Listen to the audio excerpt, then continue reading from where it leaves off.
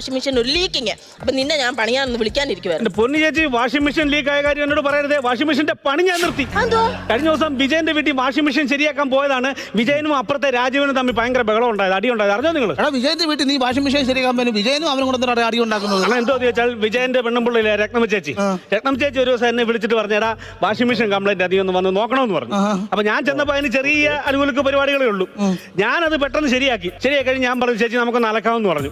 ഉടനെ ഇവര് തുണിയെല്ലാം കൂടെ വാരി ഇതിനകത്തിട്ട് സ്വിച്ച് ഓൺ ആക്കി വാഷിംഗ് മെഷീൻ കിടന്ന് ഒറ്റ കറക്കം. എന്റെ കഷ്ടകാലത്ത് ഞാൻ ഡോറ് വെക്കാൻ മറന്നുപോയി. മണ്ടയ്ക്കൊന്ന് തുണിയെല്ലാം കൂടെ പഴാന്നും പറഞ്ഞു ഒറ്റ തെറിപ്പ്. ഈ തെറിച്ച കൂട്ടത്തിൽ വിജയന്റെ ഒരു അണ്ടർവെയർ ഇവന്റെ പെരക്കകത്തൂടെ ജനലിനകത്തൂടെ ചെന്ന് അവന്റെ ബെഡ്റൂമിലൊക്കെ വീണു. ഇവൻ തിരിച്ചു വന്നപ്പോഴേ വിജയന്റെ അണ്ടർവെയർ എങ്ങനെ എന്റെ ബെഡ്റൂമിൽ വന്നെന്നും പറഞ്ഞുകൊണ്ട് പെണ്ണുമ്പോഴൊക്കെ കൂട്ടത്തിൽ വിജയനെ എടുത്ത് നല്ലപോലെ അങ്ങ് അലക്കിയത്.